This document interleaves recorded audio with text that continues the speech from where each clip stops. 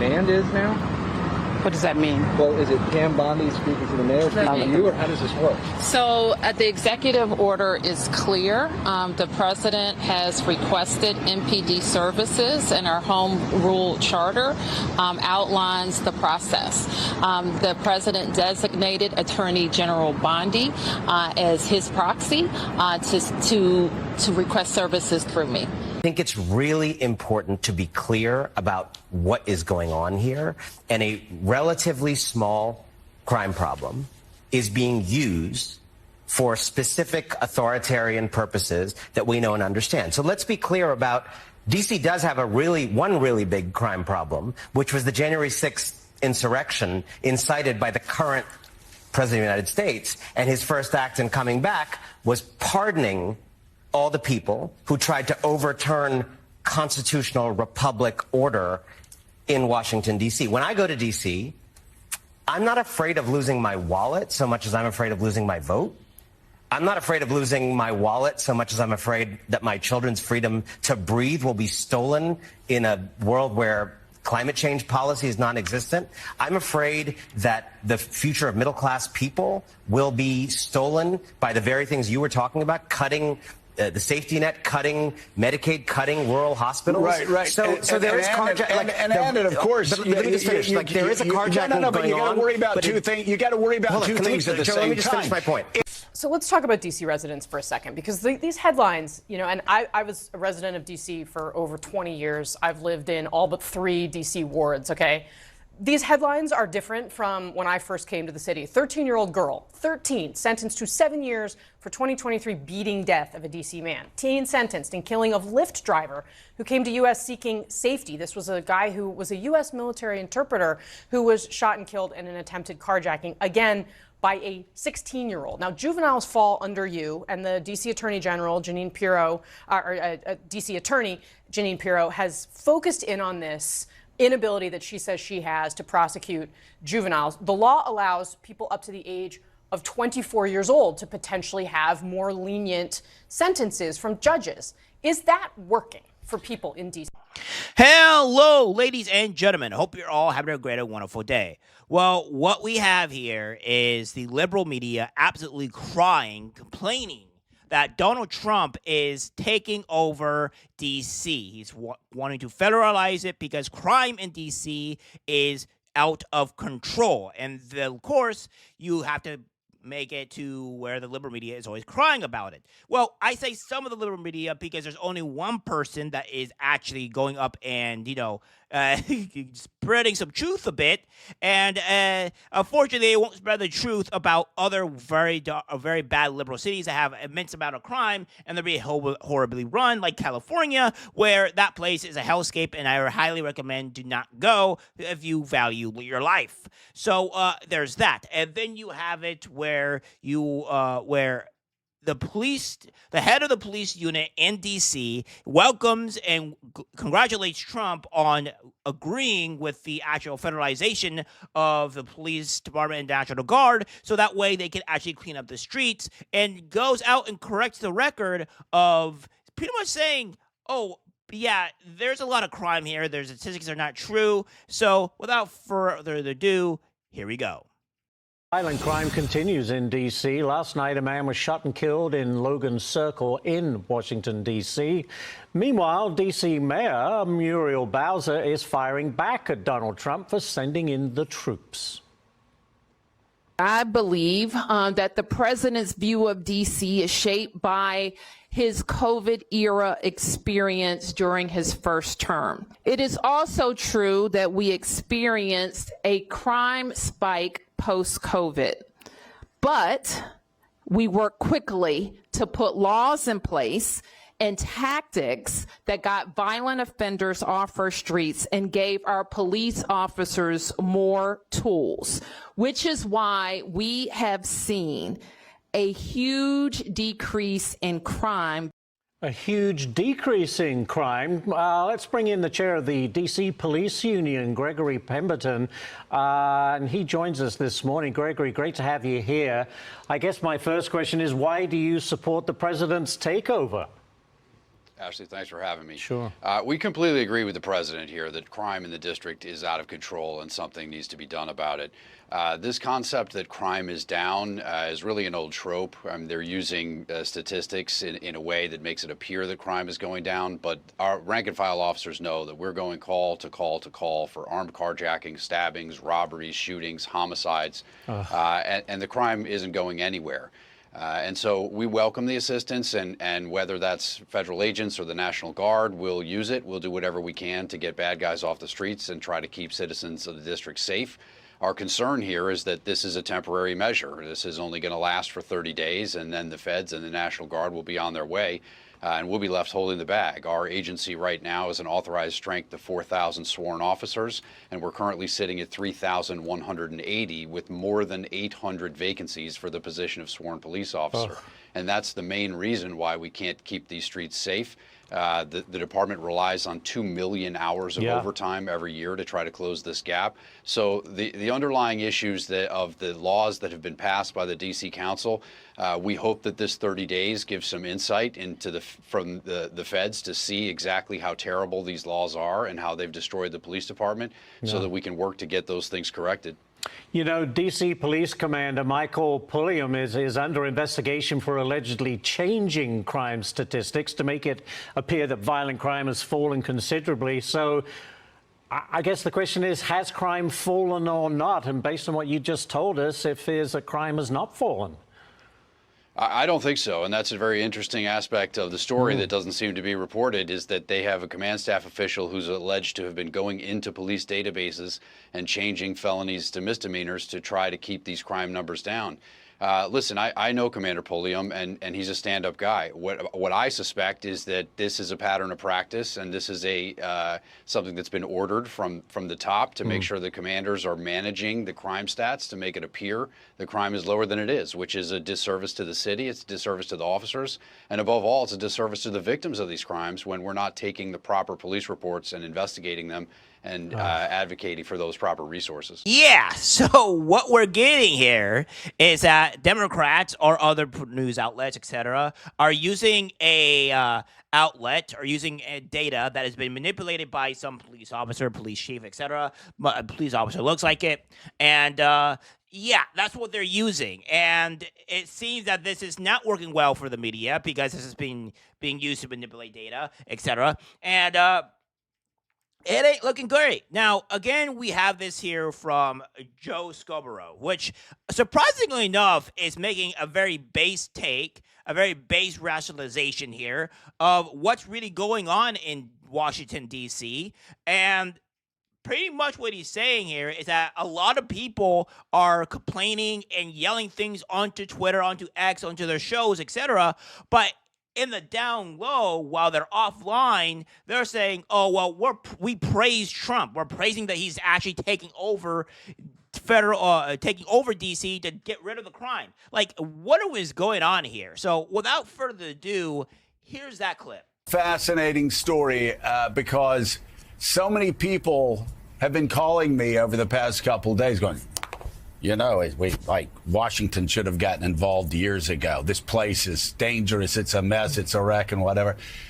And then they'll go on Twitter, this is the worst outrage of all time, the shocking, which I understand. It's like people need to express their concerns about Donald Trump going too far. We saw what happened back in 2020 with the National Guard. Certainly can't have any repeat of that. Don't want the federalization of the entire city. But, man, I don't care what the crime statistics say. Crime has been a problem in this city for the 32 years I've been living inside and outside of the city. It's just, you know, even now, Meek and I, we're talking to somebody who lives in the city. These are all Democrats who said, you know, our friends won't walk more than 3 blocks in D.C. at night without feeling. Man, it's door to door. I mean, I get one of those bikes, you know me. I love riding the bikes around. I'll ride around and I go door to door. I don't slow down. It's very dangerous there. Glad the crime rates are going down, but there is no sense of security for people who've been living in that city for 30 years. And again, my beef going back to my days in Congress always was, well, why why isn't Congress doing more? I mean, they're really letting the nation's capital be guided by the lunacy of Marion Barry and some people on the city council that have some crazy ideas about, stopping the police from doing their jobs. But it's the nation's capital. So I think Congress and the president should have stepped in 30 years ago. I will just go back to the fact that, the people that are cheering this on privately are not like right-wing Republicans, are not MAGA people. A lot of our friends are in the media, and also Democrats that worked on Joe Biden's campaign, that worked on other campaigns, that are saying, yeah, I'd like to feel safe walking around this city. If the federal government can be a positive partner in keeping the streets safe, while, again, forming a partnership with the D.C. police and not taking over, then at least the people I've spoken with that live in D.C. day in, day out, see this as a positive step. Wow. It really is incredible, isn't it? It's actually just mind-boggling, really.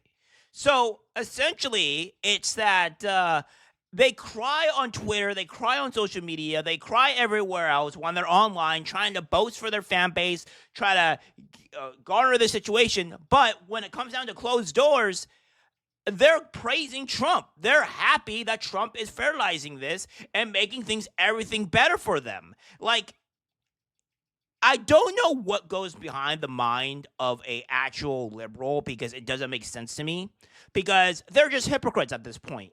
You're hating Trump for doing this and doing that, but behind closed doors, when you're offline, you're taking champagne, you're drinking, you're having a party, and you're celebrating over the fact that he is doing the things that you just said you don't like. So it doesn't make any bloody sense whatsoever on how they can rationalize these way of thinking. It doesn't make any sense.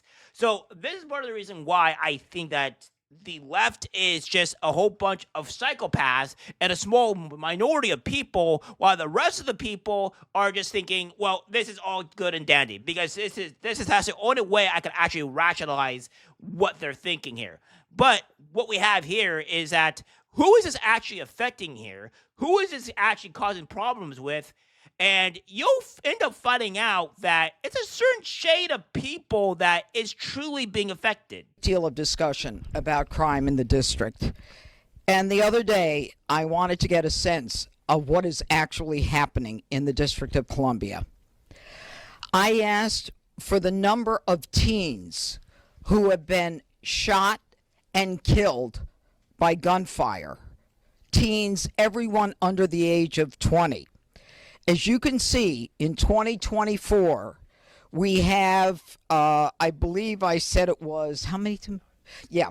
As you can see, in 2024, we have 29 individuals who were shot and killed in the district, all teens, some as young as 3 years of age, okay, because of gunfire. Some of these cases are solved. Some of them are not solved. But what this makes clear to me is that there is a whole community that is suffering because of the violent crime in this district. And anyone who wants to tell me the crime is down and that we don't need an emergency focus on crimes of violence, all they need to do is take a look at this and talk to the loved ones and the family members of these individuals, all shot and killed long before their time.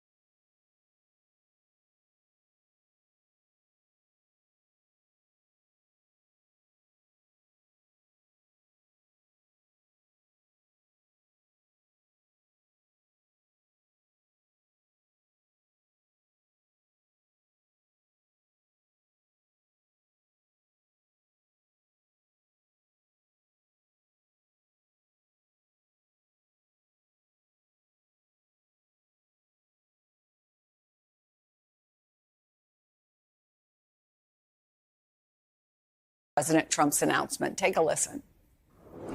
It just feels like a microscope is now on like black people, and listening to the press conference on my way over here, every city that he named, Chicago, Oakland, Baltimore, which by the way, Baltimore's crime is down 50%. All of them are black cities. So it just feels not only like a target on DC's back, but also mine as a black man in DC. It's just, it doesn't feel like home anymore.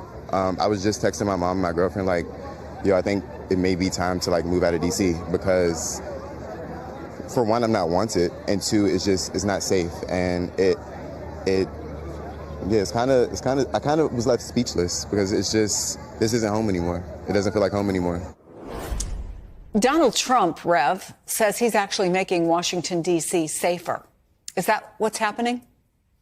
Well, first of all, Donald Trump was sat in the White House several hours during January 6th while his followers were beating police officers, Capitol Police, and others, and never picked up the phone or picked up his Twitter and told them to stop.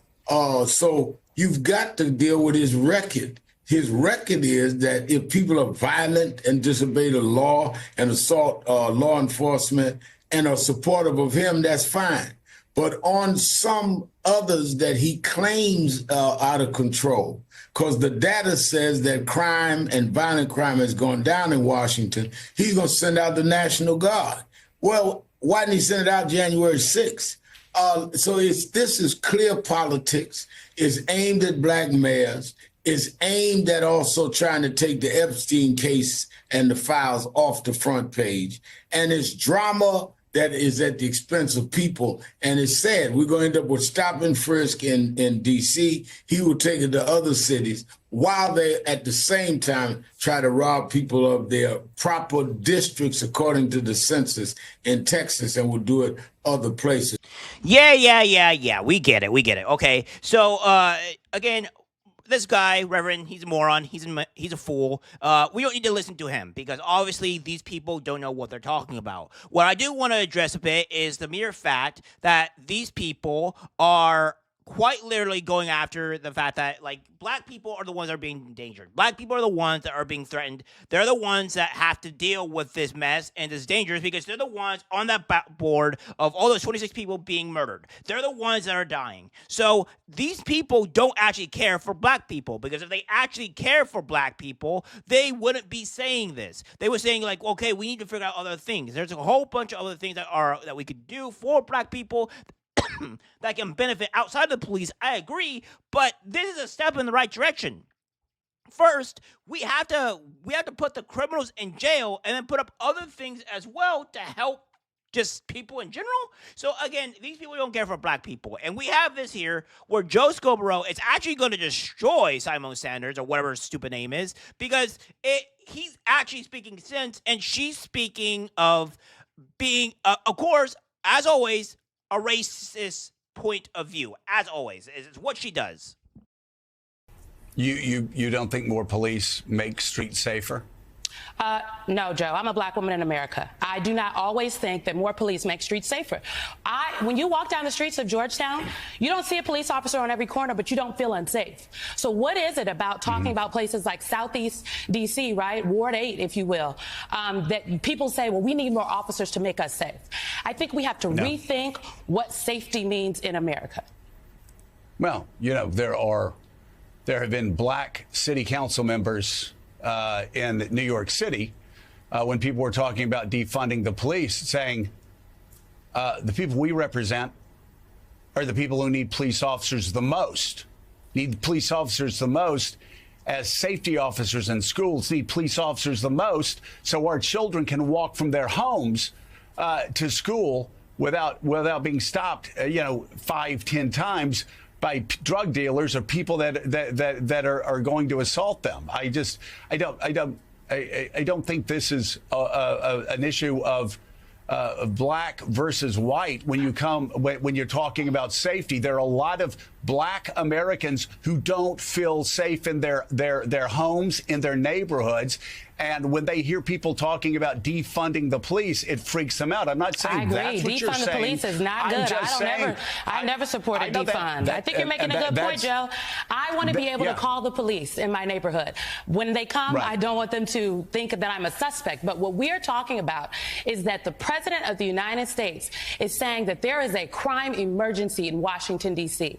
An emergency could be anything that he says it is. So from his definition, maybe there is. The data would say otherwise. But the issue that people keep citing is about the young people, the carjackings, right? The kids running into a CVS and like taking things out the CVS. That is juvenile crime. And so how are the police officers or the National Guard going to address the issue of juvenile crime? And until we start talking about the policy, let's talk about the crime bill that D.C. passed last year that could be strengthened, right? Let's talk about that. But like, Donald Trump is using rhetoric and playing on the real fears that some people have because of what they've seen on the news or maybe what they themselves have experienced. And it's not what they've seen on the news. It's not what they've seen on the.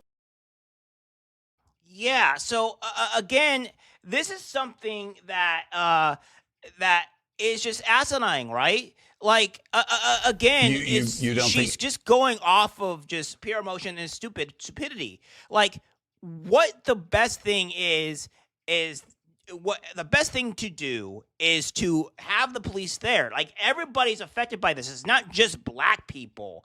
And most of the time, police officers don't look at black people, hey, we're going to arrest that guy. Like, no, that's not what is happening. I mean, if that's the case, that I've been next to police officers most of the time and be like, oh, look, there's a black guy in that car. Let's arrest him. Like, that's not what's going to happen here, all right? That's completely asinine. That's just racist talk. The thing is that Democrats are the ones that are putting up these very soft on crime bills. They're the actual ones that are doing this. So, again, you have to go blame the Democrats for this because they're the only ones who are doing it. And, again, there's one thing that this guy, retired and Cal, has said beautifully here.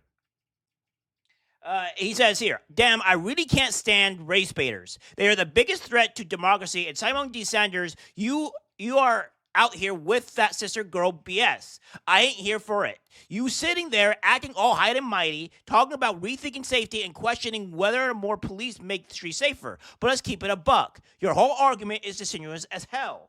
First off, you want to talk about black Americans not feeling safe in their neighborhoods? Well, guess what? They ain't feeling safe because of the crime that's been running rampant. Not because of the police. It's the Pookies and Ray Rays. That's making life hell, not the police. You bring up defunding the police like it's some noble idea, but let's be real, you never supported it, right? So why even bring it up? That's just throwing red meat to the crowd, trying to sound woke, but you know damn well that taking resources away from law enforcement ain't the answer. And don't even get me started on this whole rethinking safety nonsense. What, we were supposed to just sit back and let criminals run wild while we have a group hug and sing Kumbaya? You talk about Southeast D.C. like it's some kind of social experiment. But the folks down there ain't looking for a lecture on policy. They want protection. They want to walk to school without getting jacked. They want to go to the corner store without fearing for their lives. And you acting like more police ain't the solution. Girl, please. You sitting there acting like Trump declaring a crime emergency is some kind of overreach. But let's not forget, crime is up, violence is up, and people are scared. You want to cite data showing a decline? Well, data don't mean jack ass when you're the one getting carjacked or your kids getting caught in the crossfire.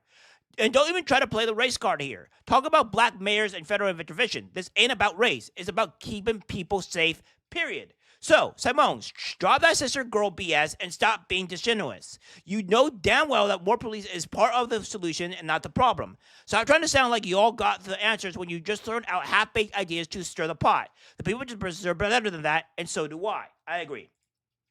Because every time black people have to make it about race, they have to make it about this or that, when it has nothing to do with race. We're just trying to protect people. That's it. And unless you don't care for black people, you're gonna want more things in cities. You're gonna want more police patrolling the streets so people are safe. And obviously, if there are police becoming bad actors, arrest those police and put them in jail. But to say that like it sounded here, this is the problem. So again, the media is always trying to portray as, you know, black people are the victims of all this. They're playing the race card, and they're saying that, oh, we don't want police here, and that's just not the truth. It's just completely stupid in all regard.